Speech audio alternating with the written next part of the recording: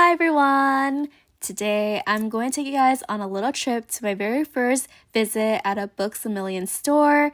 I actually don't remember the last time I visited a US physical bookstore. It's been quite a while, like even before the whole pandemic situation. Growing up, I hardly ever went to a bookstore just because I didn't live by any bookstore.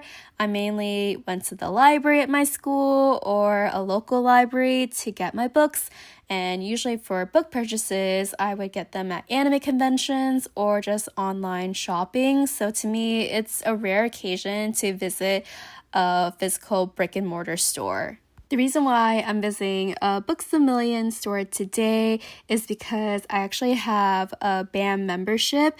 I have their membership for over the last 2 years and converted due to the Right Stuf anime closure. At that time, I felt like Books A Million had the best membership fee and deals out there against all the other book retailers, so I opted to get it.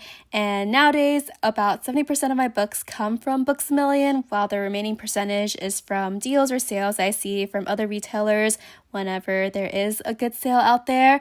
So yeah, I'm just trying to find the best way to save a little bit as books are getting more expensive by the day, and I love to collect so many different series, but I definitely want to save as much as I can to, continue with this hobby. So yeah, I don't live nearby any Books A Million location because I do live in the Pacific Northwest, and there actually isn't any location in the West Coast for Books A Million. So as I was in a work trip in Florida, I saw that there was a Books A Million location about 20-minute drive from where I was staying at. So I thought it would be a perfect opportunity to visit the store during my stay. So it was a Friday evening after work, and my coworker and I went to the location to do a little bit of book shopping. And I am super grateful for my coworker because I don't really like driving. I get anxiety from driving far away as well as driving from unfamiliar places, but my coworker took the wheel and was able to drive us safely to and back to our hotel. So very happy about that, and we both share the hobby of liking books, so it was just a really nice little outing for us as well. And of course, I had to bring my favorite travel companion with me, Kana. So she makes various appearances throughout the vlog, so feel free to comment down below how many times you see Kana in the vlog, and I just thought it would be a fun way for you guys to interact. She makes very obvious appearances throughout the vlog, so just thought it'd be cool to incorporate her. And of course, this is my first Books A Million visit, so I definitely wanted her to be there with me. But anyways, so this is the Books A Million location. It is a very unique location actually because it's part of an outdoor mall setting, but the store itself is actually pretty big. And I really like browsing through all of the various different sections from like young adults to the children, and there was also like self-help books as well. But of course, I had to make a stop on the graphic novel section, which includes all of the manga, novels, manhwas, all that you can imagine with. They also even had like anime merch as well displayed. But they had 3 full aisles worth of graphic novels, and they had a center table in front of the aisles that included all of the new like releases or titles or like just trending mangas that you would see, and it was just really cool previewing all of these selections.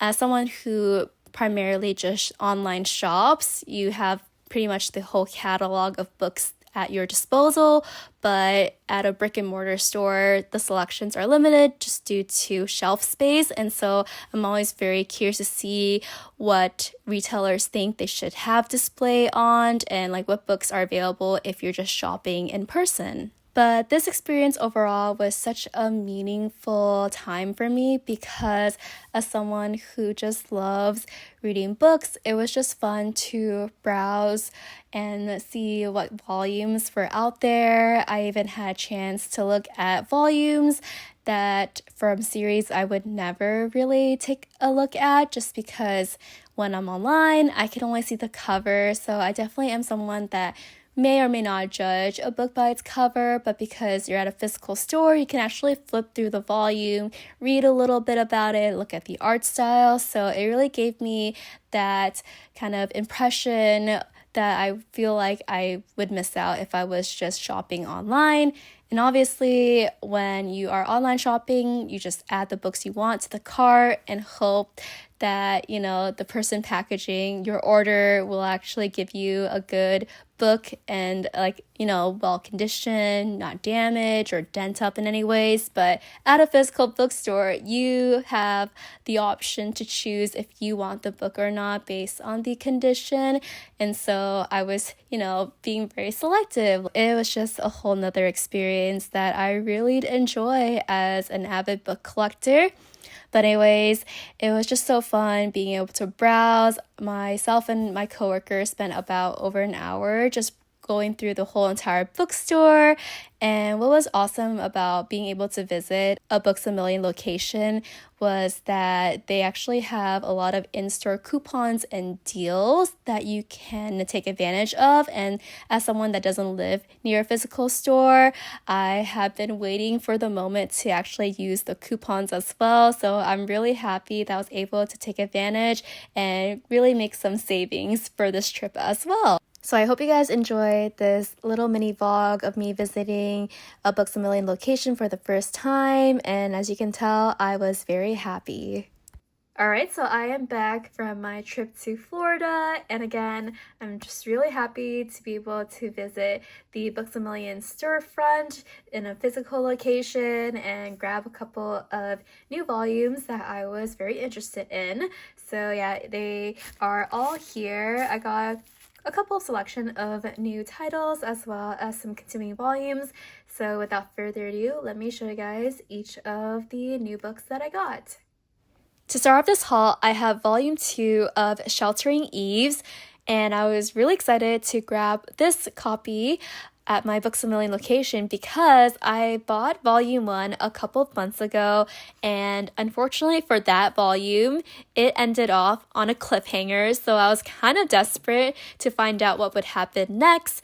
Thankfully, as you guys can see here, I did snag a copy, and so now I can finally read this volume and see what will unfold at the end of volume 1.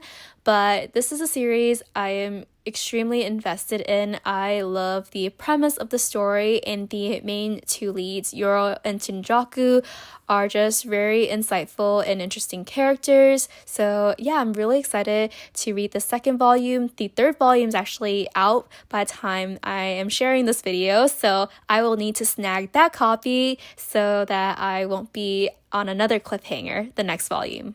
Here we have is volume 4 of Gazing at the Star Next Door, which is probably my favorite ongoing shoujo series that I'm currently reading. I am extremely invested in the series because it has one of my favorite tropes, which is that the main two leads are childhood friends. However, their feelings have shifted and now they are just kind of dealing with these new profound feelings for each other, but there are kind of implications based on the circumstances that they're in. So Chiaki is, you know, normal high school girl, goes to school every day and kind of lives, you know, regular life. And then her neighbor and friend, Subaru, is kind of an up-and-coming model, actor. So he's kind of like a new celebrity.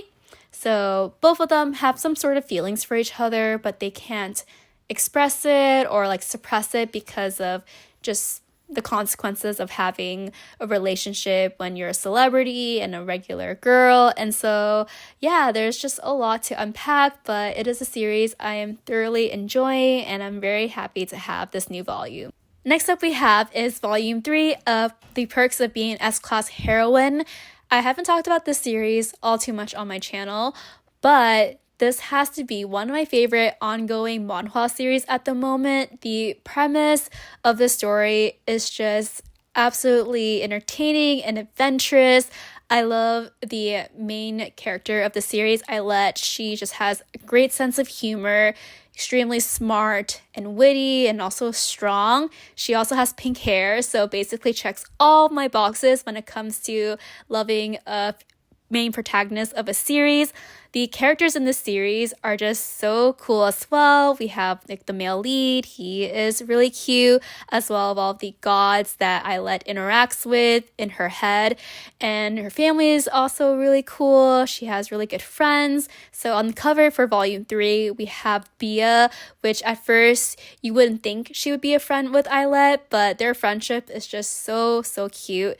I'm actually reading the official like similpub of this series, which is released on Tapas, and it's actually been a while since we saw Bia, so I really miss her a lot. But yeah, this is a series I'm thoroughly enjoying. I don't know if the unboxing for the special edition that I got in the Korean print will be before this video or after, but I did buy some really cool merch for this series, so hopefully I can share it with you guys soon. But yeah, that is perks of being an S-class heroine, and I'm just super excited to have this volume. Here we have is volume 8 of My Happy Marriage, and this is the novel edition, and I have been reading all of the volumes up to volume 6, so I need to read volume 7 before getting into this one. But I believe this volume here is actually a collection of short stories, so still I guess related to the main story, but maybe not like continuing off from volume 7, so I still have a little bit of time. But yeah, this cover is just so beautiful with, you know, the flowers and the two main leads. They just look so great. I've actually been watching the second season of this series as well. I'm not on like the latest episodes or anything, but I've just been watching it whenever I have time. But yeah, I am very happy to snag the latest volume of My Happy Marriage. So getting into kind of the new titles or editions part of my haul, we have Apothecary Diaries here, which is definitely not an unfamiliar title on my channel. I've talked about this series quite a lot, but this is actually the first volume of the novel edition, which is super cool because this is kind of the original source of the series itself. I actually do own the Apothecary Diaries manga edition, which I am caught up to the current releases, but I have been wanting to buy the novel edition for quite a long time since it was announced, but I haven't gotten myself to buy it because I'm pretty bad at reading novels in general, just because they take a lot more time to read compared to manga, and I felt like even if I bought the volume, I wouldn't be committed to just sit down and read it right then and there. And so the novel's been out for Apothecary Diaries for quite a while. When I was at the Books A Million store, there was already 4 volumes, but I only picked up the first volume knowing that I probably wouldn't be reading this volume until maybe the next month or so. But I really do want to get into the novel pretty soon. I've read like snippets of the novel here and there, but not like fully from beginning to like current releases. But I've actually been watching the Apothecary Diaries, the anime. Season 2 has been really wonderful, and I just look forward to each new episode every week. And so, yeah, I feel like all of the adaptations for Apothecary Diaries are just so good. And so you can never go wrong choosing which one or the other. But yeah, I really hope I can get into reading the novel edition really soon, and then so I can collect the other volumes that are currently out. But yeah, that is Apothecary Diaries. And the final book that I picked up from the Books A Million store is this one right here, which is King the Land Volume 1. And if you guys are familiar with this series, that is because this is actually the same story as King the Land, the K-drama that came out a couple of years ago, starring 2PM Juno and SNSD Yuna, which was a really big hit when it came out. Anyways, this mon right here is actually a prequel of the K-drama that focuses on the childhood aspect of Guwon and Sarang, so it includes kind of more of their encounters with each other and them growing up. And so basically it's a very short manhwa edition because there's only like 20 so chapters and actually 2 volumes, so the next volume that comes out is the final volume. And basically this manhwa edition is only a promotional event for the actual K-drama that you can watch later on. So yeah, very short, which is very unfortunate because I really love the artist for King the Land manhwa. It is Spoon, and if you're not familiar with Spoon, she's also the illustrator of a popular manhwa series called Who Made Me a Princess, which is a series that is currently licensed by Seven Seas as well. But yeah, I really love King the Land, the K-drama, so I was really happy to get this prequel series. It's just way too short, and then near the end of the King the Land Volume 2, they kind of start jumping a lot of chapters, so it was kind of confusing at some points. But yeah, this is the King the Land, the manhwa editions. For the rest of this haul, these are all volumes that I bought from the Books A Million buy one get one 50% off sale. So starting off with our first series we have here, this is Don't Call It Mystery. We bought 2 omnibus volumes for this series, so I have 5 and 6 here, and also 7 and 8. I have quite a lot of catching up with this series because I've only read the first omnibus volume, which includes volume 1 and 2, but I am really intrigued by the overall plot of this story because I am a very big fan of mystery type series, such as like Case Closed or even like American novels that I used to read. But anyways, we follow our protagonist, Totonu, who is a very bright and intelligent college student. And actually, in the beginning of the story, he's accused of murder, but he's able to use his skills and actually find the real culprit of the actual case.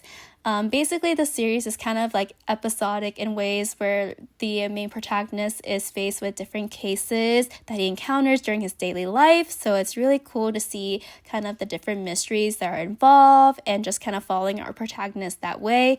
But yeah, I'm very happy to have these 2 volumes of Don't Call It Mystery.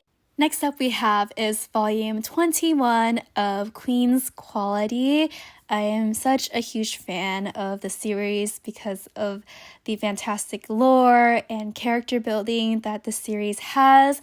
But as an update on the series as a whole, the final chapter of Queen's Quality actually came out earlier this year in February, and as it was officially Simulpub, I read the final chapter and now I just feel quite empty inside because I've been reading this series for over 10 years, from its QQ Super days to Queen's Quality. It's been a fantastic journey and ride.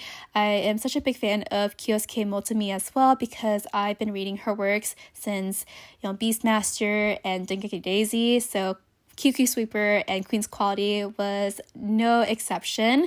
But yeah, I am looking forward to seeing how the final volume 25 will look like. We're also getting an epilogue chapter that will be coming out next month, so I can't wait to read that as well. But yeah, I'm so excited to collect the remaining volumes of this series, and definitely will be doing a refresh reread of this story once I get all of the volumes on hand.